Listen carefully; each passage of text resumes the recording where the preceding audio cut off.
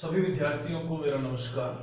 मैं Mukesh Saini, PGT mathematics government senior secondary school Khori, district Rewari, आप सबका स्वागत करता हूं। प्यारे बच्चों, हमने पिछले लेक्चर में डिफरेंशियबिलिटी के बारे में पढ़ना शुरू किया और डिफरेंशियबिलिटी में हमने ज्योमेट्रिक एप्लीकेशन और फिजिकल एप्लीकेशन ऑफ डिफरेंशियबिलिटी के बारे में पढ़ा था। आज हम कुछ प्रॉपर्टीज डिफरेंशियबिलिटी की डिस्कस करेंगे और कुछ क्वेश्चंस जो बोर्ड एग्जाम में हमसे पूछे जाते हैं वो भी हम डिस्कस करेंगे। लेकिन डिफरेंशियबिलिटी के प्रॉब्लम सॉल्व करें उससे पहले एक इंपॉर्टेंट प्रॉपर्टी हमें जरूर पढ़ लेनी चाहिए और प्रॉपर्टी ये है कि अगर कोई फंक्शन किसी पर्टिकुलर पॉइंट पर डिफरेंशिएबल होता है तो वो उस पॉइंट पर कंटिन्यूअस जरूर होता है। क्योंकि ये प्रॉपर्टी हमें बहुत काम आती है तो हम इसको एक बार प्रूव भी करना चाहेंगे कि किस तरह से हम इसको प्रूव कर सकते हैं फैक्ट को। तो आइए शुरुआत करें डिफरेंशियबिलिटी और कंटिन्यूटी के आपसी रिलेशन के बारे में। तो हमें प्रूव ये करना है कि every function which is differentiable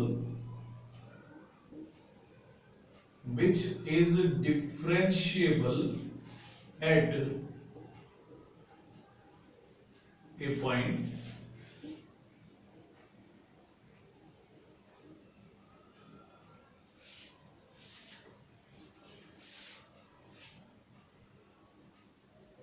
then it is continuous at that point.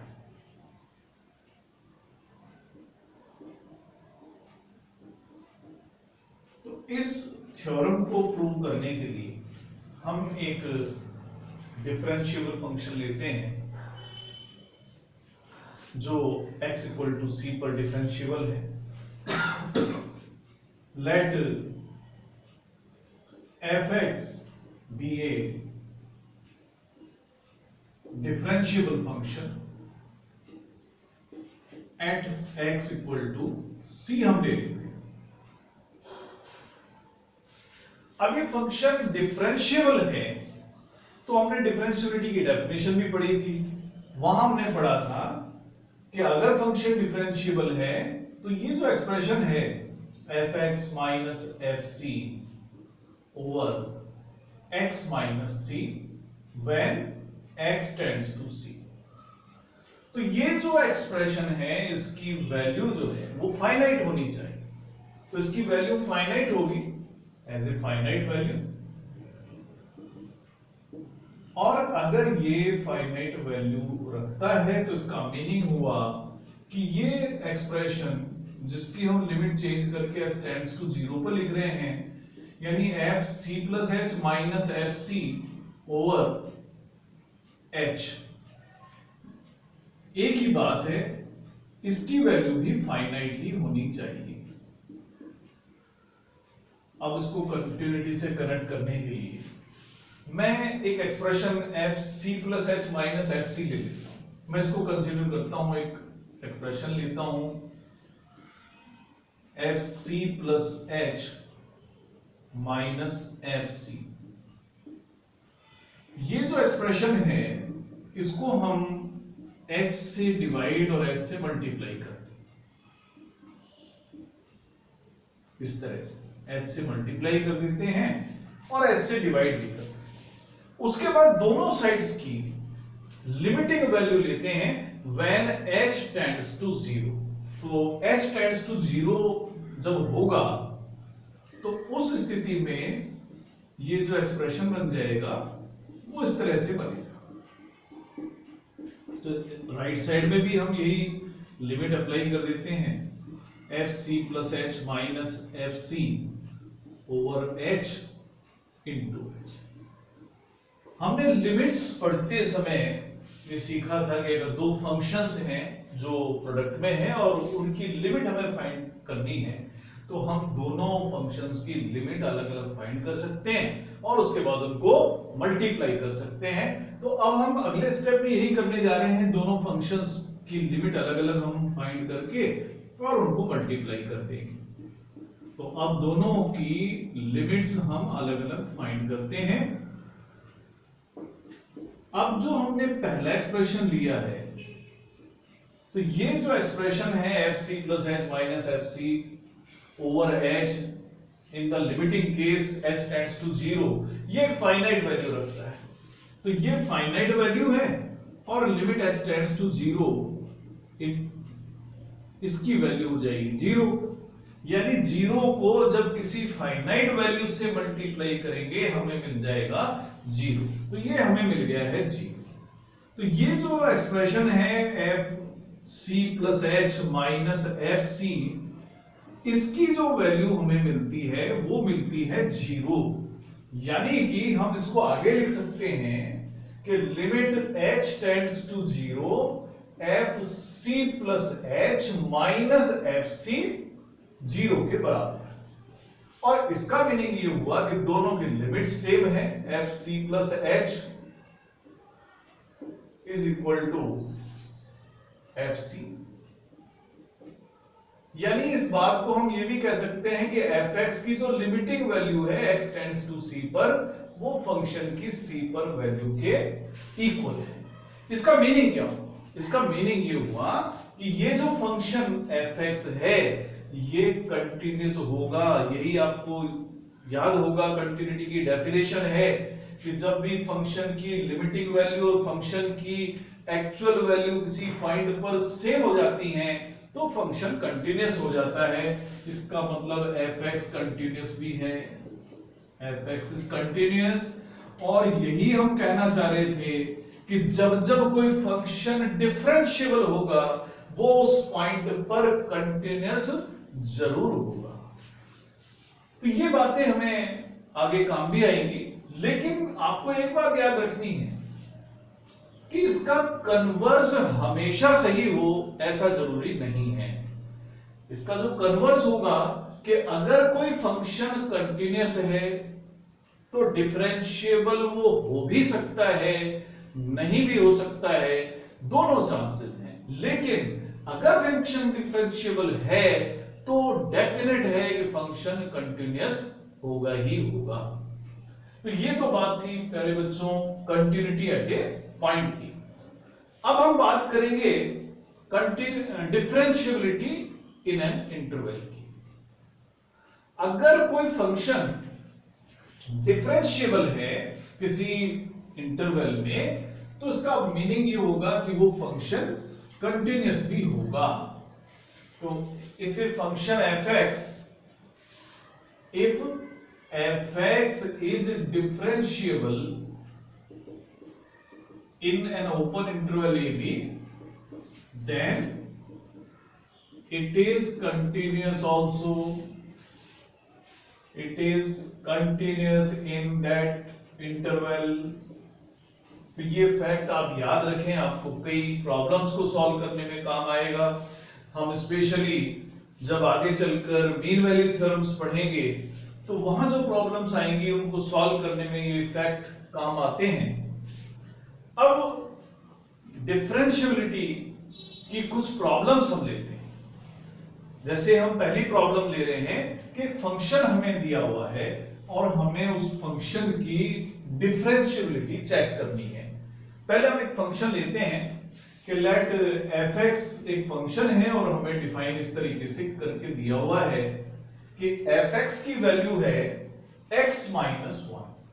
X minus value one values की तब है जब एक्स टू से लेस, और इसी फंक्शन की वैल्यू है 2x माइनस 3 और ये वैल्यू हम तब अप्लाई करेंगे जब x ग्रेटर और इक्वल टू 2 है।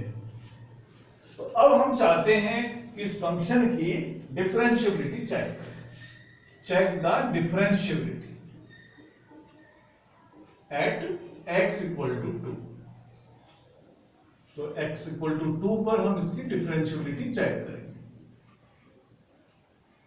तो जब भी हमें डिफरेंशिएबिलिटी चेक करनी हो, हमने देखा कि फंक्शन x इक्वल टू 2 के लेफ्ट साइड में राइट साइड में दोनों दो डिफरेंट रूल्स से डिफाइन हो रहा है, तो हम लेफ्ट हैंड डेरिवेटिव और राइट हैंड डेरिवेटिव दोनों फाइंड करेंगे। पहले हम x इक्वल टू 2 पर लेफ्ट हैंड डेरिवेटिव फाइंड करते हैं कि लेफ्ट हैंड डेरिवेटिव होगा क्या। तो हम लेफ्ट हैंड डेरिवेटिव जिसे हम LHD लिख देते हैं, x इक्वल टू 2 पर फाइंड करते हैं।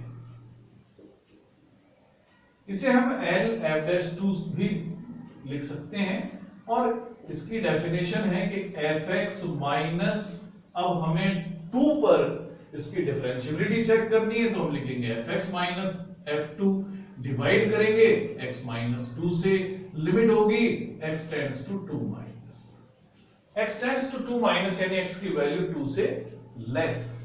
इस बात को हम इस तरह से भी लिख सकते हैं कि लिमिट हम लेंगे h टेंड्स टू 0 और फंक्शन की बजाय x पर वैल्यू फाइंड करने के हम 2 के नेबरहुड में इसकी वैल्यू फाइंड करेंगे 2 माइनस h पर। फिर फंक्शन की 2 पर वैल्यू फाइंड करनी ही है, x की जगह फिर आप 2 माइनस h रख दें माइनस 2। तो अब हमारे पास बनता है limit h tends to 0, function की वैल्यू 2 माइनस h पर, फिर उसमें से माइनस करेंगे फंक्शन की वैल्यू 2 पर, डिवाइड करेंगे माइनस h से। अब फंक्शन की दो वैल्यूज हमें फाइंड करनी है, हम अलग से फाइंड करके दिखाते हैं।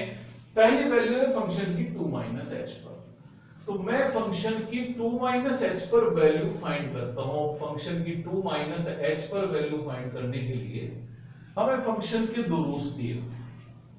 2 माइनस h का मतलब है कि x की वैल्यू 2 से कम है, तो इसका सीधा सा मतलब होगा कि जो हमारा फर्स्ट रूल है x माइनस 1 का, वो यहां पर अप्लाई करना है। तो जहां x हम देख रहे हैं वहां 2 माइनस h हम यूज करेंगे, तो हमारी वैल्यू आएगी 2 माइनस h माइनस 1। 2 माइनस 1 का मतलब हुआ 1 माइनस h। ये तो फंक्शन की 2 माइनस h पर वैल्यू आ गई।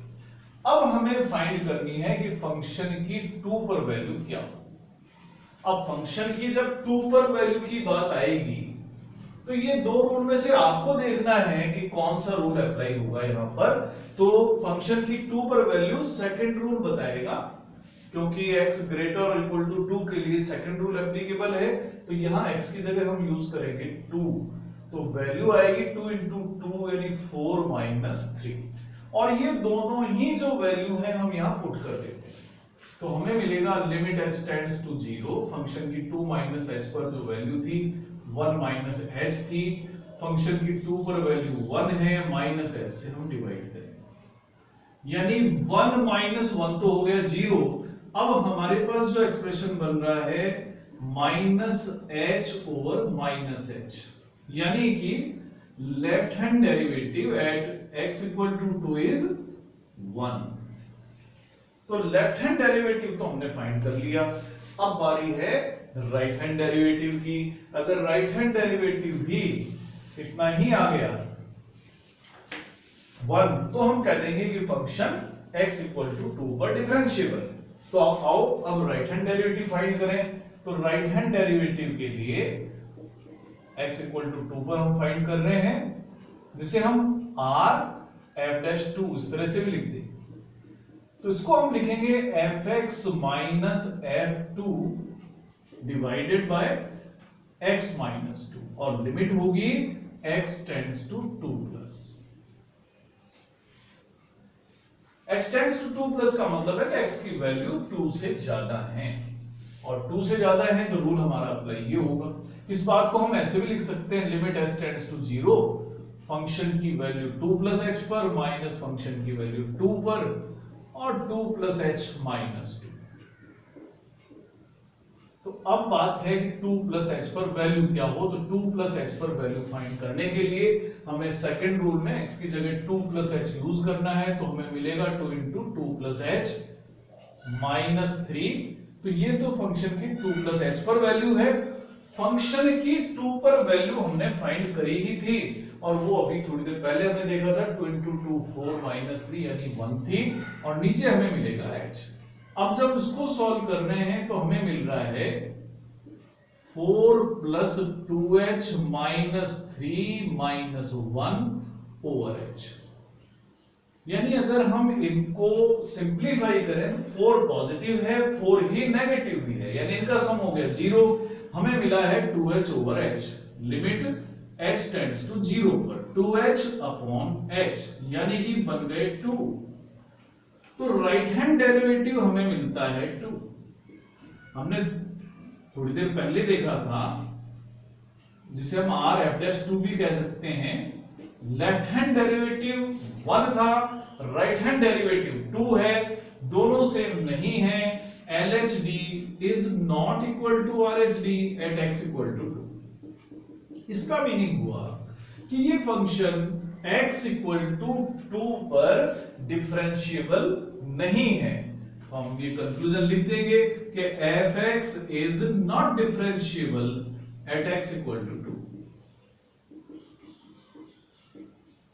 तो इस तरीके से हम किसी फंक्शन की किसी भी पॉइंट पर डिफरेंशिएबिलिटी चेक कर सकते हैं।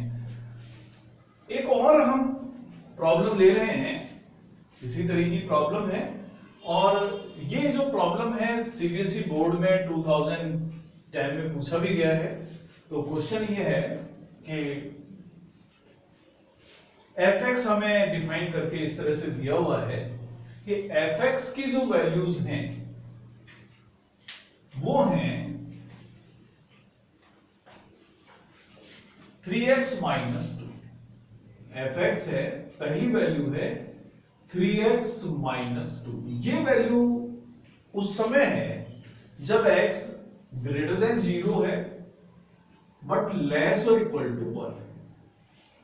इसकी दूसरी वैल्यू है 2x स्क्वायर माइनस x। ये वैल्यू एप्लीकेबल है जब x ग्रेटर देन 1 है बट लेस और इक्वल टू 2 है। 1 से ग्रेटर है बट लेस और इक्वल टू 2 है। और fx की वैल्यू है 5x माइनस 4, और ये वैल्यू एप्लीकेबल है अगर x ग्रेटर देन 2 है। यहां पर भी इसी प्रकार से डिफरेंशिएबिलिटी हमें चेक करनी है x इक्वल टू 2 पर, कि क्या ये फंक्शन x इक्वल टू 2 पर डिफरेंशिएबल है या नहीं है। अब डिफरेंशिएबिलिटी चेक करने के लिए एक बार फिर हमें दोनों डेरिवेटिव्स, लेफ्ट हैंड डेरिवेटिव और राइट हैंड डेरिवेटिव फाइंड करने होंगे। हम पहले लेफ्ट हैंड डेरिवेटिव फाइंड कर लेते हैं, जिसे हम LF'2 भी कह सकते हैं या LHD कहते हैं। तो LF'2 होगा limit of fx minus value of the function at x equal to 2 divided by x minus 2 at x tends to 2, और x की जो वैल्यू है that will be less than 2। तो फंक्शन की 2 से वैल्यू जब कम होगी वो फंक्शन का रूल हमें अप्लाई करना है। यहां 3 रूल्स दिए हुए हैं। जो दूसरा रूल है fx equal to 2x square minus x, वो रूल बताता है कि जब x 2 से लेस है तो हम ये रूल अप्लाई करें। तो हम यही रूल अप्लाई यहां करेंगे, लिखेंगे limit x tends to 2 minus, इस समय fx की वैल्यू होगी 2x स्क्वायर माइनस x। अब फंक्शन की 2 पर भी वैल्यू फाइंड करनी है। अब फंक्शन की 2 पर वैल्यू फाइंड करने के लिए भी यही रूल है, हम यहां अलग से फाइंड करके देख सकते हैं। तो यहां लिखेंगे 2 इंटू 2 स्क्वायर माइनस 2, 2 स्क्वायर यानी 4 हो गया, 4 को 2 से आप मल्टीप्लाई करें 8 माइनस 2 यानी कि 6। यानी आप फंक्शन की 2 पर जो वैल्यू रखेंगे वो होगी 6, और नीचे होगा x माइनस 2। अब आप इसको h टेंड्स टू 0 लिमिट में कन्वर्ट कर सकते हैं। तो जहां भी आप x देख रहे हैं वहां 2 माइनस h यूज कर सकते हैं।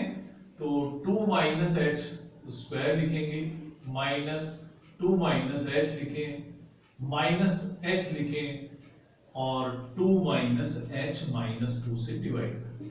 तो अब हम इसको सॉल्व करते हैं। जब सॉल्व करेंगे तो हमें मिलेगा 4 plus h square minus 4h minus 2 plus h minus 6 और डिवाइड हम कर देंगे इसको माइनस h से, क्योंकि 2 और माइनस 2 का सम तो 0 हो गया। अब इसको सॉल्व करते हैं। तो सॉल्व करने के लिए हमें मिलेगा 2 इंटू 4 यानी 8 plus 2h square minus 8h minus 2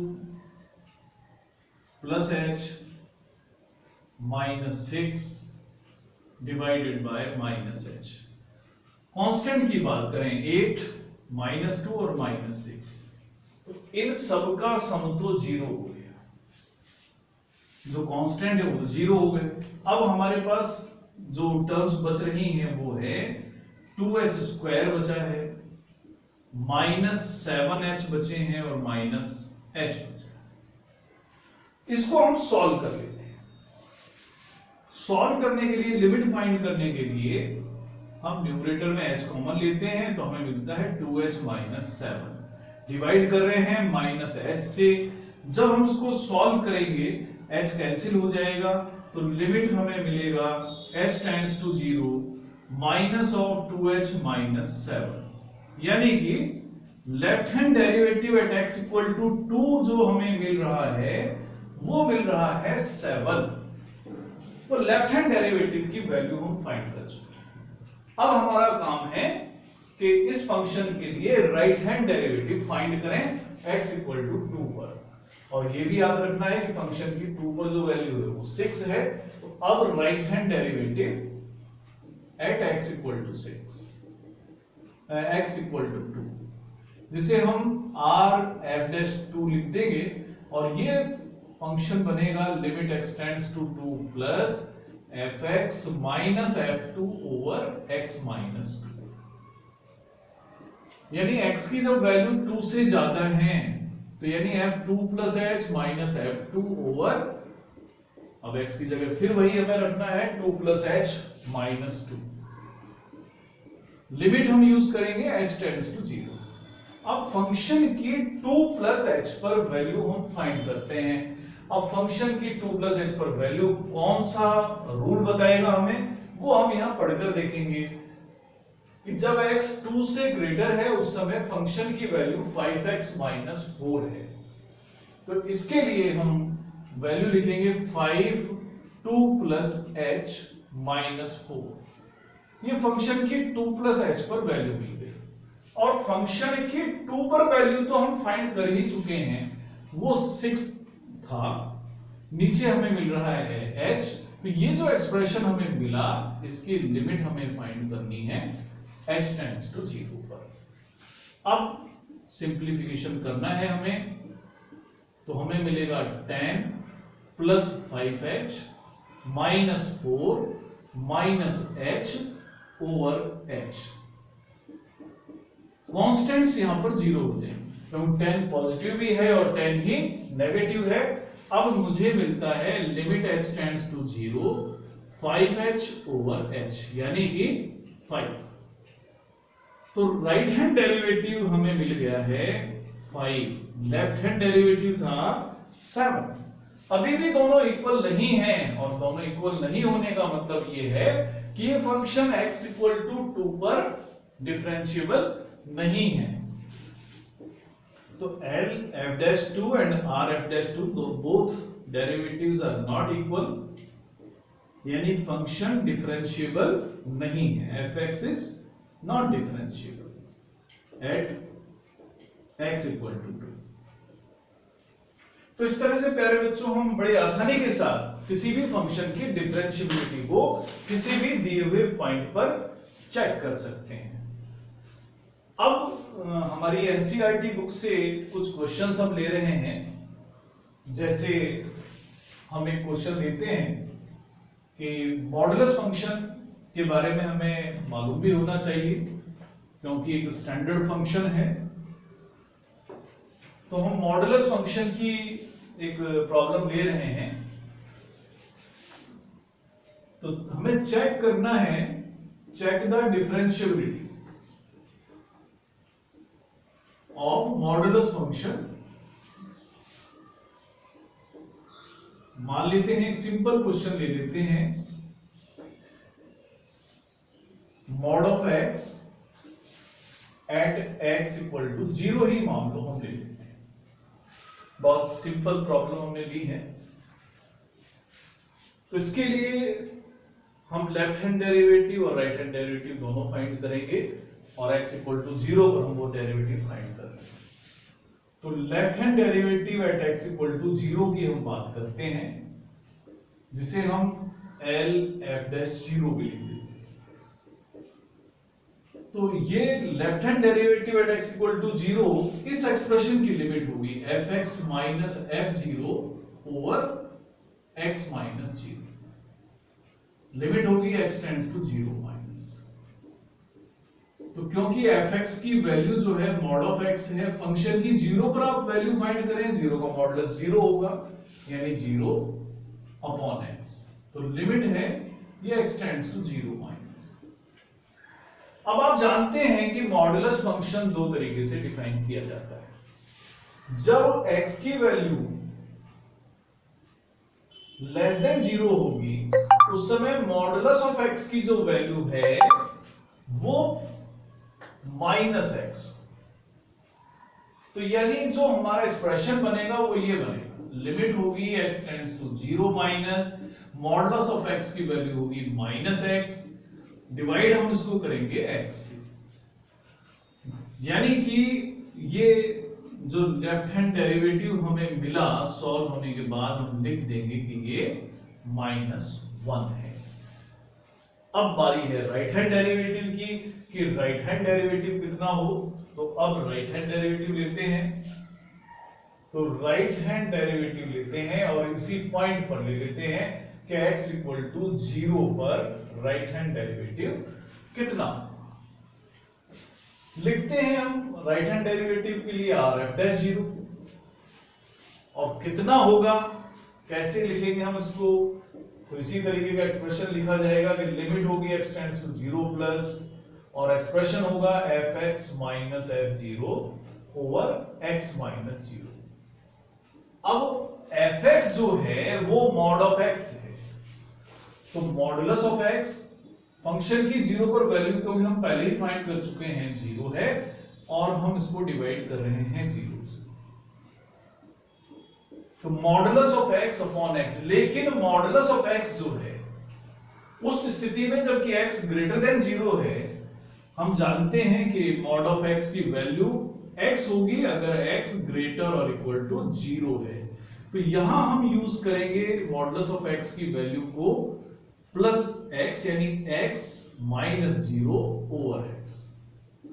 तो अब हमें जो राइट हैंड डेरिवेटिव मिलता है सॉल्व करने के बाद में, वो मिलेगा 1, जबकि left hand derivative x equal to 0 पर था -1, राइट हैंड डेरिवेटिव है +1, यानी अभी भी इस केस में भी दोनों डेरिवेटिव्स बराबर नहीं हैं। Left hand derivative and right hand derivative both are different, यानी इसलिए हम कह सकते हैं कि fx is not differentiable at x equal to 0। तो डिफरेंशिएबल नहीं है x इक्वल टू 0 पर। इसी तरह से हम और पॉइंट्स पर भी इनको चेक कर सकते हैं। तो ये कुछ स्टैंडर्ड क्वेश्चन हैं जिन्हें हमें ध्यान भी रखना चाहिए, इनके रिजल्ट्स भी हमें याद रखने चाहिए।